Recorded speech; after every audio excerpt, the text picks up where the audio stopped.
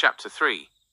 Whispers in the Wind. The journey continued, but the joy that had once accompanied it had faded. Ash travelled with Brock and Misty, but his mind was elsewhere, preoccupied by the darkness that clung to him like a shroud. He trained relentlessly, pushing Charizard to his limits, desperate to control the raging fire within the Pokémon, and, by extension, within himself. But his efforts were futile. Charizard, mirroring his trainer's inner turmoil, grew increasingly erratic, his attacks more violent, his eyes burning with an unnatural intensity. The once playful, mischievous Charizard was now a shadow of his former self, a creature of fire and fury. One day, as they traveled through a dense forest, they encountered a group of poachers. The poachers, armed with nets and tranquilizer guns, were capturing rare Pokémon for the black market. Ash, enraged, commanded Charizard to attack.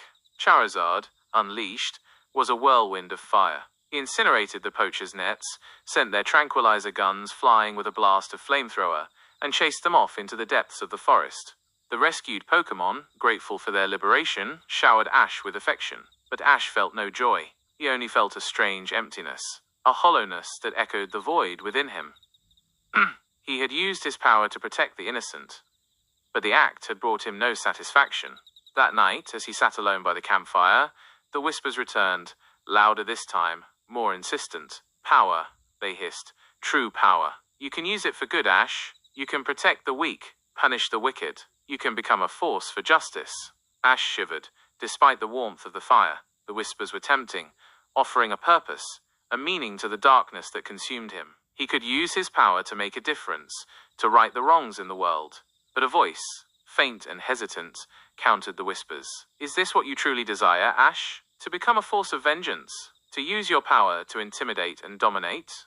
Ash closed his eyes, trying to silence the voices, the conflicting emotions. He yearned for the old days, the carefree adventures, the simple joy of battling and making friends. But those days seemed to have vanished, replaced by a chilling sense of purpose, a destiny intertwined with the darkness that resided within him. He looked up at the stars, their light twinkling like distant embers. The path ahead was uncertain, shrouded in shadows. He had chosen the path of the powerful, but at what cost? He had embraced the darkness, but could he ever truly control it? As he drifted off to sleep, the whispers continued, their promises of power echoing in his dreams, tempting him further down the path of darkness.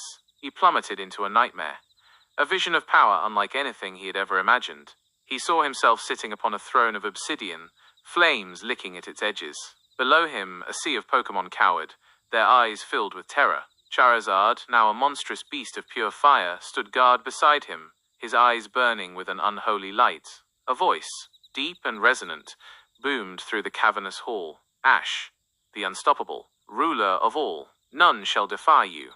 None shall escape your wrath." Ash, in this vision, felt a surge of power unlike any he had ever known. He was invincible, a god amongst Pokémon. He could crush any opponent, bend any will to his own. The whispers of power, now a deafening roar, filled his mind.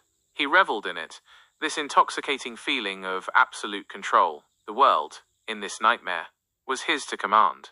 He would bring order, yes, but order enforced through fear and intimidation. Suddenly, a chilling realization dawned upon him. This was not the power he sought. This was not the hero he wanted to be. This was a monstrous parody of justice, a tyranny born of fear and fueled by unchecked ambition. He tried to scream, to break free from the nightmare's grip, but the voice of absolute power drowned out his cries. Trapped in this vision of his own potential downfall, Ash awoke with a jolt, his heart pounding, the chilling image of his monstrous self seared into his memory.